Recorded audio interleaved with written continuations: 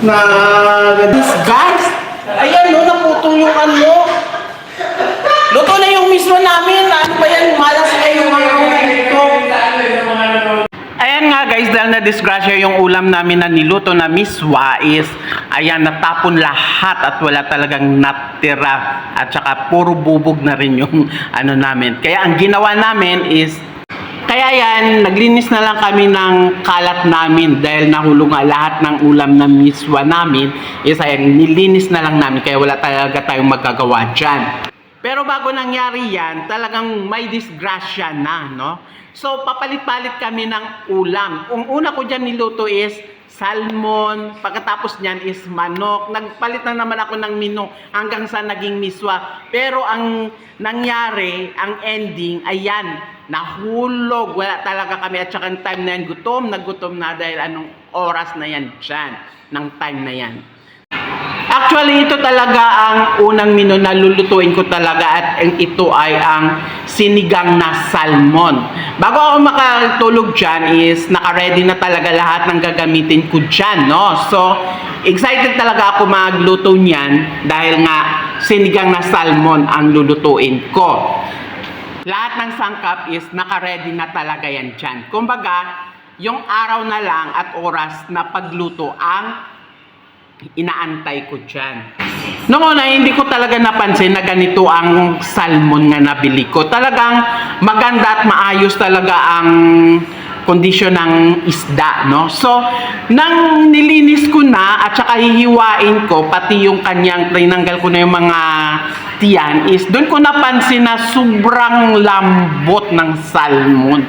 Talagang nafe-feel ko na pag ito ay gagawin kong sinigang, madudurog lang ito at mag-ano lang mga laman nito sa tubig.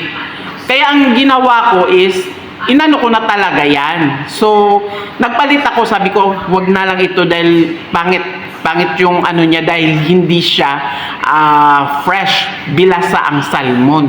So, ang ginawa ko, hindi na siya ang inano ko niluto. Kaya ang ginawa ko, ang second option ko is yung manok. So dahil nga frozen pa yung manok, so sabi ko matatagalan pa ako nito maghiwa at saka matatagalan pa ako ma-defrost ito dahil kalalabas ko lang. So kailangan ko na lutuin ang manok. So nagdadalawang isip ako ano kayang mas mabilis na lutuin, no? So ayan na ilabas ko na ngayang yung manok na yan. So ang ginawa ko dyan is binalik ko ulit sa freezer yung manok. So, ngayon, sabi ko, magmiswa na lang ako dahil ng time na yan is may miswa pa ako at saka may hipon. So, yan ang pinaka-last option ko. Kaya nagmamadali ako ng time na yan sa paghihiwa ulit ng mga sangkap na aking gagamitin. Pero yung mga ano na yan, is yun pa rin yung gagamitin ko yung panggisa doon sana sa salmon. Kaya, ayan, ang gagawin ko na lang dyan is ito yung patola at saka lilinisin na lang yung hipon. Kaya sa pagmamadali ko dyan, sa paghiwa lahat ng mga sangkap na kailangan ko din sa miswa is, ayan, nakapag-umpisa ulit ako dyan ng paggisa dahil nga ano oras na dyan, no? So, ng time na yan is talagang gutom na ako dyan. Siguro mga ano na yan, mga 11 past dahil day off ko yan ng time na yan. Kaya na yan nga, double time ang ginawa ko dyan, no? So, ayan, nilagay ko na nga yung ano natin, yung patola, at saka, ayan, habang pinapalambot natin yung patola or niluluto natin yung patola is naglinis na ako dyan, no? Kumbaga, kung sa ano, restaurant is clean as you go. So, ayan nga, habang inaantay natin maluto yung patola, dyan na nag-umpisa ang ano natin, ang kalbaryo.